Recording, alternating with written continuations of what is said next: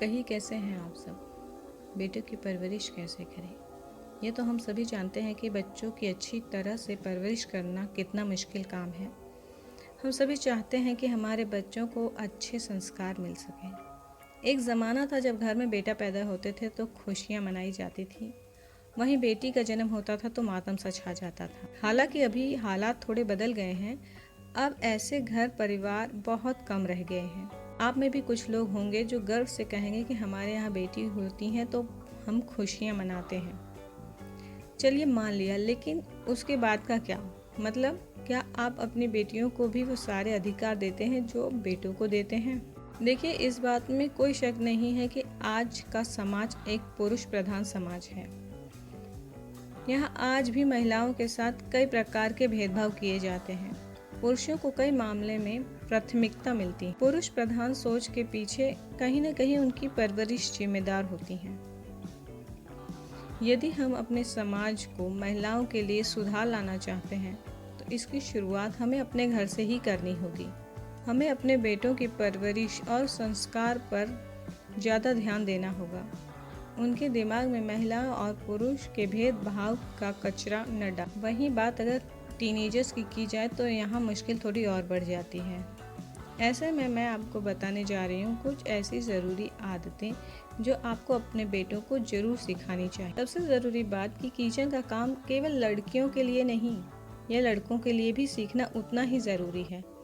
इसलिए लड़कों को भी किचन की बेसिक जानकारी देना ज़रूरी है, क्योंकि कहीं ना कहीं आगे चल के जब बच्चे पढ़ने के लिए हॉस्टल वगैरह में चले जाते हैं या कहीं जॉब के लिए आउटर सिटीज़ में जाते हैं, तब उन्हें कुकिंग और स्टडी या कुकिंग और जॉब दोनों प्रेशर हैंडल करना बहुत ही प्रॉब्लम करता है, क्योंकि उन्हें आदत नहीं होती है। इसलिए हमें थोड़ा बहुत तो बेसिक चीज़ें अपने बच्चों को ज़रूर से सिखानी चाहिए। अक्सर हम अपने बेटों को सिखाते हैं कि ये क्या कर रहे हो, लड़कियों की तरह क्यों रो रहे हो, लेकिन कहते हैं ना कि हम इंसान हैं, भावनात्मक ठेस सबको लगती है। इसलिए बेहद ज़रूरी है कि लड़कों को भी अपने दिल की बात आंसुओं के सहारे निकाल देनी चाहिए। लड़कियों की तरह ही लड़कों को अपनी भावनाओं को बाहर निकालने की ज़रूरत होती है। ज़रूरत पड़ने तो उन्हें रोने। यह महत्वपूर्ण है कि आप अपने बेटे से पर्याप्त भावनात्मक संवाद बनाएं, उनके साथ एक भरोसामंद रिश्ता बनाएं। भावनात्मक होना कोई शर्मनाक बात नहीं है। ये कहीं नहीं लिखा है कि लड़के नहीं रो सकते हैं। अगर आपको हंसी आ रही है तो आप हंस सकते हो, तो अगर आपको रोना आ रहा है तो आप क्यों नहीं रो सकते हो? अगर हम बच्चों की फीलिंग्स को दबाते हैं तो उनकी वो हैबिट बन जाती है, तो वो खाली अपना दुख नहीं, अपनी खुशी भी एक्सप्रेस नहीं कर पाते हैं। और कहीं ना कहीं जब हम हमेशा ये कहते हैं कि क्या लड़कियों की तरह रो रहे हो, क्या लड़कियों की तरह रो रहे हो, तो उनके जहन में ये भी बैठ जाता है कि लड़कियां कमज़ोर होती हैं इसलिए वो रोती हैं, और हम लड़के हैं तो हम रो नहीं सकते।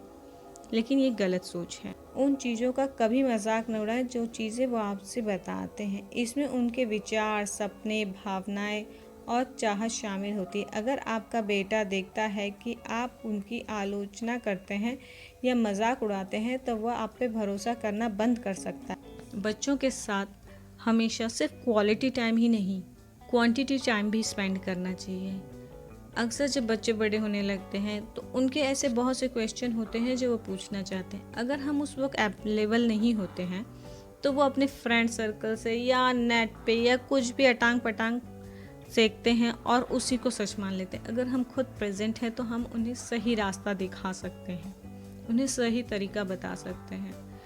हर चीज़ की एक सीमा होती है, हर चीज़ की एक बॉर्डर बना के ही रखना होगा बच्चों की परवरिश के लिए। जैसे हर एक चीज़ का टाइम फिक्स, चाहे लड़की हो या लड़का। अगर लड़की के लिए टाइम फिक्स है कि वो शाम को इतने बजे के बाद बाहर नहीं जा सकती है, तो लड़कों के लिए भी ये ज़रूरी है। ऐसा नहीं है कि लड़कियों लोगों के लिए शाम को जाओ, घूमो फिरो, मौज मस्ती करने का आपका टाइम है, ये रॉन्ग है।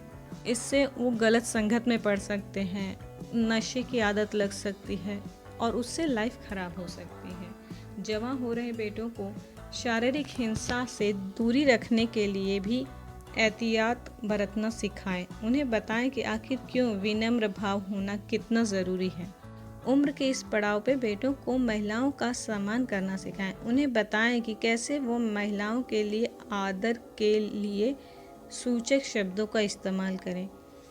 उन्हें बताएं, उन्हें दिखाएं कि जब अगर हम सब, जैसे एज अ एग्ज़ाम्पल, अगर हम सब कहीं बस में जा रहे हैं या कहीं सब्जी मार्केट में गए और कोई ऐसे ही आके धक्का दे देता है, तो हमारे अंदर पहली सोच क्या आती है? यही आती है ना कि कैसी परवरिश है, कैसे मॉम डैड है, इन्होंने क्या परवरिश दी है बच्चों को।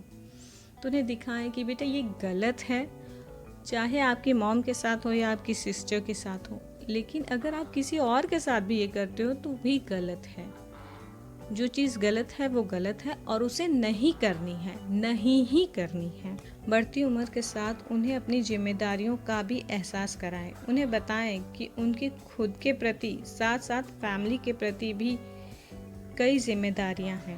और अक्सर बच्चे ये कैसे सीखते हैं? वो अक्सर हमसे सीखते हैं। हम अपनी फैमिली में क्या कर रहे हैं, बच्चे अक्सर देख के वही सीखते हैं। अगर जैसे हम कहीं जा रहे हैं और कोई रास्ते में भूखा मिल गया और उसने हम लोग से कुछ मांगा, अगर हमने उसको कुछ खरीद के दे दिया, तो बच्चे के अंदर हमेशा के लिए वो देख रहा है, तो आएगा ही कि कभी भी आगे चल के कोई मिला रास्ते में भूखा तो मैं उसे एक रोटी खिला ही सकता हूँ। या अगर हम कहीं जा रहे हैं और उस वक्त किसी को हमारी हेल्प की ज़रूरत है, अगर हम हेल्प करते हैं तो बच्चे के अंदर भी वो हेल्पिंग नेचर आएगा ही। तो वो जो भी जिम्मेदारियां लेगा वो हमसे ही सीखेगा, चाहे अच्छी हो या बुरी। चाहे घर में बूढ़े मॉम डैड हों या सास ससुर हों, हम उनके साथ कैसा बिहेव करते हैं वो भी बच्चे हमें देख के ही सीखते हैं।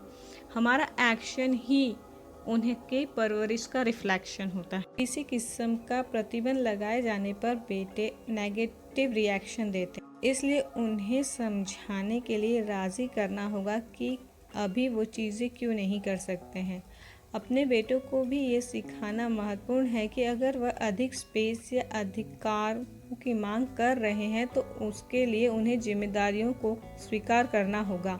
इसलिए जैसे आप एक बेटी के साथ करेंगे, आपको उसे कम उम्र में ही जिम्मेदारी देने की ज़रूरत है। कुछ कार्य और जिम्मेदारियां हैं जिसके लिए उन्हें जिम्मेदार होना पड़ेगा। इनमें अपने कमरे की साफ सफाई करना, घर में मदद करना, पालतू जानवरों की देखभाल करना या अपनी चीज़ों की देखभाल करना शामिल है। कई परिवारों में एक आम गलती करते हैं। कुछ लोग चाहते हैं कि उनका बेटा फुटबॉलर, क्लास में सबसे स्मार्ट, बहुत से दोस्तों के साथ सबसे साहसी बने। ये अच्छी रणनीति नहीं है। अपने बेटे के साथ वही करें जो आप अपनी बेटी के साथ करेंगे। उससे जो होना चाहता है उसे अपने लिए चुनने दें। उसे वह करने दें जो वह अपने खाली समय में करना चाहता है। उसे अपने लिए वो सपने पालने दें जिन्हें वो हासिल करना चाहता है। आपको अपने दिलचस्पी वाले उस खास स्पोर्ट्स की ओर उसे नहीं झोंकना है जिसमें उसकी कोई रुचि नहीं है। अपने बच्चों को समझाएं और याद रखें कि वह आपकी कोई कार्बन कॉपी नहीं है। आप उसे अपनी पसंद की चीज़ों के बारे में नॉलेज दे सकते हैं, कुछ रुचियों की ओर उसे गाइड कर सकते हैं और आप उसे अपनी चीज़ों की जानकारी दे सकते हैं, लेकिन उस पर ऐसा कोई चीज़ न थोपे जो वो नहीं चाहे। मोरल ऑफ द थिंग क्या है कि एक बेटा होना जहाँ एक खजाना है, वहीं एक चुनौती भी है। उसकी एजुकेशन आपकी और उसकी ज़रूरत और उससे एक अच्छा भावनात्मक संवाद बनाने की आपकी समझ पर आधारित है।